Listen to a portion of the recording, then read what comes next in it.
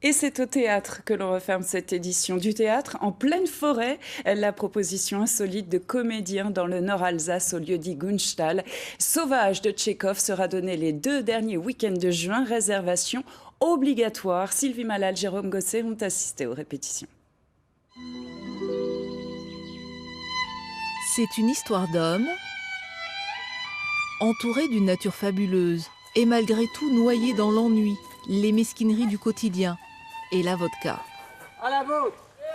Tchekhov dissèque les relations humaines au scalpel et ce qu'il raconte n'est pas très flatteur.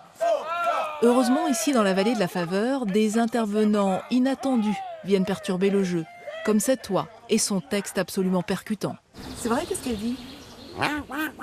Mais elle le dit souvent à des endroits vraiment très étonnants parce qu'il y a des moments un peu dramatiques ou qui se posent ou d'humour.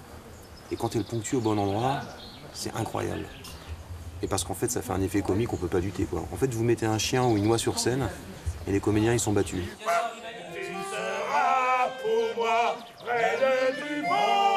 L'alcool, les non-dits, les faux-semblants, par petites touches, on assiste à des scènes étrangement familières. C'est comme quand, dans la vie courante, on dit bon bah allez, on y va, et puis 3 heures après, on est encore en train de boire une bière en fait, avec la personne avec qui on discute. Donc le texte est là, mais on joue le contraire du texte, quasiment tout le temps dans la pièce. Pourquoi m'insulter?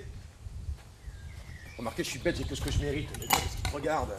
Là où la chèvre est attachée, elle doit brouter. Adieu. Adieu. La violence des sentiments face à une nature imperturbable. Parmi ses comédiens, Yann Siptrop est ici sur ses terres, celle où ses parents sont venus s'installer. C'est son jardin, presque secret. Et ça sent beau le serpolet. Le serpolet, c'est notre thym local, quoi. C'est très très bon, ça se boit dans les tisanes. Et ça, c'est pareil, c'est le sud, quoi. Quand je sens ça, c'est le sud. 10 jours de résidence au milieu de la forêt ont rapproché des comédiens qui ne se connaissaient pas il y a 1 an encore. Et ça, mine de rien, c'est précieux.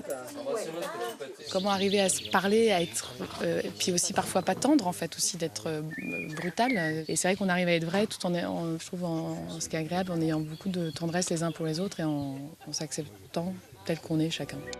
Une proximité qui doit transparaître, c'est le pari du metteur en scène. Aidez-moi à réconcilier. Avec comme témoins ces personnages torturés et le public pour 5 soirées en toute intimité.